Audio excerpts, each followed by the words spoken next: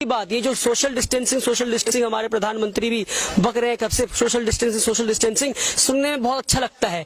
Elite और मोदी जी अपने घर में बैठ के सोशल डिस्टेंसिंग कर सकते हैं, हम और आप कर सकते हैं। जो पैसे वाले जिनके घर में 2 कमरा है, मैं तो कई जगह ऐसा सुना हूं कि एक कमरे में बीवी, एक कमरे में शौहर सो रहे हैं, वहां बहुत अच्छा लगता है सुन के कि social distancing husband and wife कर रहे हैं। पर कभी आप स्लम्स गए हैं, कभी आप गरीबों के बस्ती में गए हैं, कभी आप गाँव में गए हैं जहाँ 10 बाय 10 के घर में 10 लोग रहते हैं, जो सुबह को उठते हैं, काम पे जाते हैं, रात को आते हैं, तो रात को सिर्फ सोने के लिए अपने घर में आते हैं। इतना बड़ा घर बना है कि 10 लोग परिवार बस सो सके, रहने के लिए घर नहीं है, वो सोने के लिए घर है। अंग्रेजी में कहते हैं that home is not meant for living, that home is meant for surviving. ऐसे घर हैं जहाँ लोग सिर्फ जीने के लिए वहां रहते हैं। तो ऐसे घर में जहाँ लोग सिर्फ रात को सोया करते थे, हम कैसे उम्मीद कर सकते हैं 24 घंटा उस छोटे घर में रह सकते हैं? कि जेल बनाकर कैसे रह सकते हैं वो? तो सरकार ने तो सोशल डिस्टेंसिंग ऑर्डर कर दिया। सोशल डिस्टेंसिंग मैं कहा साफ कर दूं is a myth. Social distancing is just a word for elite and middle class, for poor people, for people of the slum, for people of ghettos, जहाँ पे गेटोइजेशन का कल्चर है, वहां पे social distancing is a myth. और इस myth को लोगों को समझना होगा। सोशल डिस्टेंसिंग मिथ है। जाके धारावी मुंबई के स्लम में देख लें क्या सोशल डिस्टेंसिंग पॉसिबल है। धारावी में एक छोटे से घर में 20 लोग रहते हैं, छोटे से घर में, जहाँ जितने बड़े हमारे घर के बाथरूम होते हैं ना, उतने बड़े घर में लोग 20 लोग रहते हैं। तो ऐसे घर में सोशल डिस्टेंसिंग कैसे पॉसिबल है? तो क्या सोल्यूशन है? सोल्यूशन ये है कि अंधी, बहरी और गूंगी सरकार जो है, जो डिटेंशन कैंप बनाकर लोगों को डिटेंशन कैंप में रख रही थी, अब वो सरकार को कैंप बनाना चाहिए कोरोना वायरस पेशेंट्स के लिए। जो सरकार 4000 करोड़ डिटेंशन कैंप में लगा सकती है, तो 1000 करोड़ कम से कम खर्च करके हर शहर में एक कोरोना वायरस के लिए, जैसे स्लम के लिए, जहां पे जिनके पास घर नहीं है, सोशल डिस्टेंसिंग मेंटेन करने के लिए उनके लिए ऐसे कैंप्स बनाकर उनको रख नहीं सकती है? रख सकती है, पर कब रख सकती है? जब नियत हो अच्छा काम करने का। इनका नियत अच्छा काम करने का नहीं है। आप देखिए, लोग भूखे मर रहे हैं, इसलिए हमें यहाँ आकर काम करना पड़ रहा है, क्योंकि लोग भूखे मर रहे हैं। अगर लोग भूखे नहीं मरते तो हमें कोई शौक नहीं है कि कोरोना वायरस अपने घर से बाहर आकर काम करने का। मतलब हमें अपनी भी जान के पड़ी है, मगर हमसे रहा नहीं गया, हमारे अंदर की इंसानियत मरी नहीं है। और ऐसे में आपको 50 एनजीओ की लिस्ट दे दूंगा पूरे ऑल ओवर इंडिया से, जो काम कर रहे हैं, जो हमसे टच में है। हम सिविल सोसाइटी मेंबर्स का नाम दे दूंगा। सरकार से गुजारिश है कि उनसे कोलैबोरेट करके ट्रांसपेरेंसी के साथ काम करें। अब पीएम केयर फंड में पैसा मंगा रहे हैं, क्या जरूरत पड़ गई पीएम केयर फंड में पैसा मंगाने की? क्या सर टैक्स के पैसे कम पड़ गए? कौन सा देश पीएम फंड केयर बना रहा है? कोई देश नहीं बना रहा है। पर आपने क्यों बनाने की जरूरत पड़ गई? क्योंकि आपने टैक्स के पैसों का डिटेंशन कैंप बनाया, आपने टैक्स के पैसों का पुतला बनाया, आपने टैक्स के पैसों का हॉर्स ट्रेडिंग किया, आपने एमएलए को खरीदा, एमपी को खरीदा। ये आपने टैक्स के पैसों का किया है। हमारे पैसों का आपने गलत इस्तेमाल किया। जब हमें प्रॉब्लम आई है तो हमसे कहते डोनेशन करो। ये मजाक बनाना बंद करें। ये कोरोना वायरस से बचने का एक ही तरीका है कि सरकार अच्छे नियत के साथ काम करना शुरू करे और लोगों को बेवकूफ बनाना बंद करे। आपने बोला यहाँ अब एक बार इस पूरे इलाका में, जिस गांव में है ना, घूम के देख ले कितनी यहाँ पे गरीबी और कितने लोग परेशान है।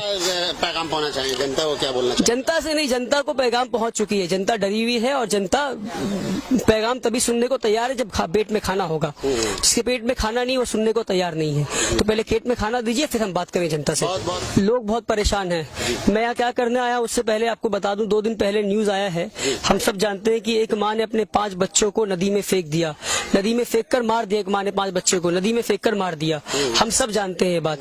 अगर हम देशवासी, इस दुनिया के वासी बोलता हूँ मैं, अब देशवासी ये सब छोड़िए, कोरोना वायरस ने कोई इंडिया, पाकिस्तान और बांग्लादेश, चाइना और अमेरिका नहीं देखा। कोरोना वायरस ने कोई बाउंड्रीज नहीं देखा। तो कोरोना बाउंड्री जो इंसान ने बनाया था, कोरोना वायरस ने उस बाउंड्रीज को लात मार दिया है और कहा कोरोना वायरस को बाउंड्री देखता नहीं है। तो दुनिया के लोग इस चीज को देखें और इससे सीख ले कि अगर 5 बच्चों को एक माँ नदी में फेंक कर मार देती है और ये न्यूज सुनने के बाद हमारी रातों की नींद हराम नहीं होती है, तो शायद हमारे अंदर की इंसानियत मर गई है। अब आकर देखें, इन गांवों में लोग बहुत परेशान हैं, बहुत परेशान है लोग, भूखे मर रहे हैं लोग। सरकार कह रही है कि हम खाना पहुंचा देंगे लोगों तक। खाना कितने लोगों तक पहुंचाएंगे? कैसे पहुंचाएंगे आप? बीपीएल कार्ड वालों को पहुंचाएंगे? जिनके पास बीपीएल कार्ड नहीं है, वो गरीब, उन तक कैसे पहुंचाएंगे आप? सबके पास बीपीएल कार्ड नहीं है। राशन कार्ड वालों को पहुंचाएंगे जिनके पास राशन कार्ड नहीं है। उसके बावजूद आपने एक और नया सिस्टम ला दिया, ये फॉर्म भर दीजिए जिनके पास राशन कार्ड नहीं है। बहुत से लोग उतने पढ़े लिखे नहीं, जिनको पता नहीं है फॉर्म किस तरह भरना है, क्या स्टैंप मारना है, कहाँ साइन करना है, खाना कैसे मिलेगा। बहुत से लोग माजूर है, घर पर हैं, जिनको कोई बीमारी है, वो खाना लेने जा नहीं सकते, उन तक खाना कैसे पहुंचेगा? तो ये सारी सवाल है, इसके जवाब कौन देगा? जवाब हम तो नहीं देंगे, जो सत्ता में जिसको वोट देकर पहुंचाए जवाब वो देगा। अब सवाल ये है कि जो सरकार आम दिनों में हर नागरिक तक खाना नहीं पहुंचा पाता है, यानी कि आम दिनों में जब कोरोना वायरस और लॉकडाउन नहीं है तो लाखों की तादाद में लोग भूखे रहते हैं और भूखे पेट सोते हैं। तो हम कैसे उम्मीद कर सकते हैं कि सरकार कोरोना वायरस और लॉकडाउन के वक्त लोगों के हर घर तक खाना पहुंचा देगा? जब आम दिनों में लोग भूख से मर रहे हैं तो लॉकडाउन के वक्त कैसे खाना पहुंचा देगा? तो ये उम्मीद नहीं कर सकते हम। आपके हिसाब से सोल्यूशन क्या निकला? सोल्यूशन ये है कि अब हमें वॉलंटियर्स लाने होंगे, फील्ड पे उतारने होंगे, मेडिकल टीम से, एनजीओ ऑर्गेनाइजेशन से, नॉन गवर्नमेंट ऑर्गेनाइजेशन से, सिविल सोसाइटी मेंबर्स को। अब देखिए, हम सरकार ने कहा कि कोई बाहर जाकर खाना नहीं बांट सकता, मगर हम बाहर आए खाना बांटने, हमसे रहा नहीं है घर पर, हम अपने घर पे नहीं रह सकते। जब लोग भूख से मर रहे हैं, अपनी कम से कम इंडिविजुअल सोशल रिस्पॉन्सिबिलिटी, आपने CSR सुना है? CSR सुना आपने? मैं ISR कहता हूँ, इंडिविजुअल सोशल रिस्पॉन्सिबिलिटी, हम वो पूरी करने यहाँ पर आए हैं।